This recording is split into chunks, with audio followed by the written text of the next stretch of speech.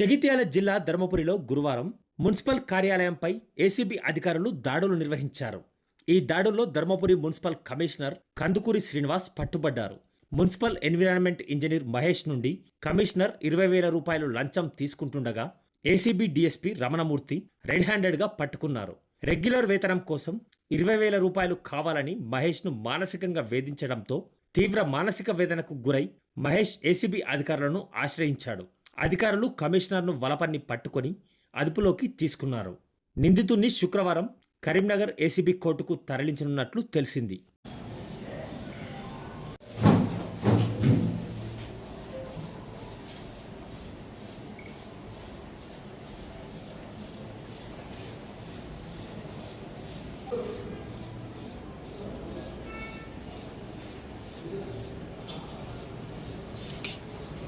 CDMA గారి ద్వారా ఉత్తర్వుల ద్వారా ఆర్సీఎస్ నుంచి మేము రిక్రూట్మెంట్ అవుతాం సార్.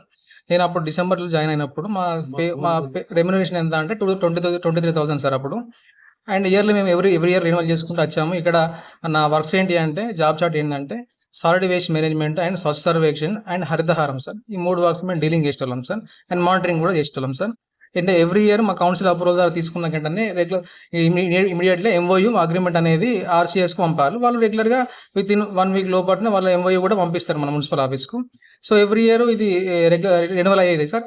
ఈ సంవత్సరం ఏమైందంటే ఈ మన 2024లో మాకు ఏం జరిగిందంటే ఫైనాన్షియల్ అప్రూవల్ ద్వారా మాకు శాలరీ ఇంప్రూవ్మెంట్ రెమ్యునరేషన్ పెంచడం జరిగింది సార్ 35,000కు. అది అప్రూవల్ తీసుకున్న కౌన్సిల్ కూడా ఆమోదించారు. ఇలా వర్క్ చేస్తారు, 3 వర్క్స్ చేస్తారు, డీలింగ్ చేస్తారు అని చెప్పేసి ప్రతి మున్సిపాలిటీ ఇన్వాల్వ్మెంట్ కూడా అప్రూవల్ తీసుకున్నారు. అదేవిధంగా మన మున్సిపాలిటీలో ధర్మపురి మున్సిపాలిటీ కూడా వాళ్ళు కౌన్సిల్ తీర్మానం జరిగింది సార్. ఇనిషియల్గా మాకు పేమెంట్ కూడా 2 months చేశారు. అప్పుడున్న గతంలో ఉన్న మున్సిపల్ కమిషనరే మే మంత్ అండ్ జూన్ మంత్లో ఉన్న సార్ శ్రీనివాస్ రెడ్డి సార్ కూడా మాకు పేమెంట్ చేశారు sir. And thoroughly next 2 months మాకు అప్పుడు ఫండ్ లేకపోయింది సార్. అయినా నేను ఓపిక బట్టి మా లేబర్ సార్లు ఆ వర్కర్లు శానిటేషన్ సిబ్బంది సార్లు తర్వాతనే నా పేమెంట్ చేయమని చెప్పి చెప్పాను సార్. అండ్ థరోలీ నెక్స్ట్ మాకు అండ్ నవంబర్ మంత్లో మాకు అక్టోబర్ టు నవంబర్ మంత్లో మాకు కందుకూరి శ్రీనివాస్ సార్ వచ్చారు సార్.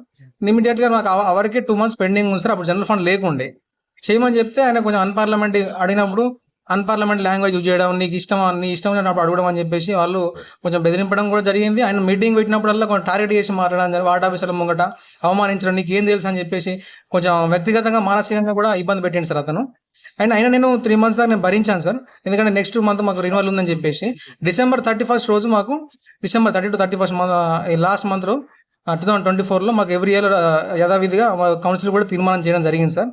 ఆ తీర్మానం అయ్యాక వెంటనే ఇమీడియట్గా ఎంఓయూ కూడా ఆర్సీఎస్కి పంపించాలి సార్. ఇంతవరకు ఆర్సీఎస్ కూడా పంపలేదు సార్. ఎంఓయూ కూడా ఇంతవరకు పంపించాలి. నాకు ప్రెజెంట్ మార్చి మంత్ నడుతుంది సార్. రిజిస్టర్లో సంతకం కూడా తీసుకుంటున్నాను.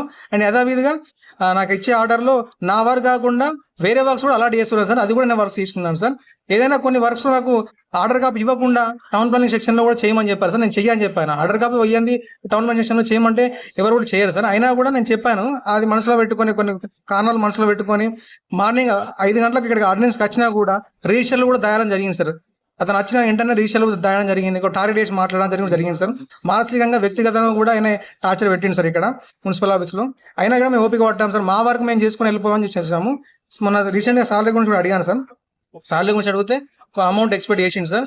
ఇనిషియల్గా అమౌంట్ ఎక్స్పెక్ట్ చేసి ఎంత అని చేశారు 20,000 ఎక్స్పెక్ట్ చేసింది సార్.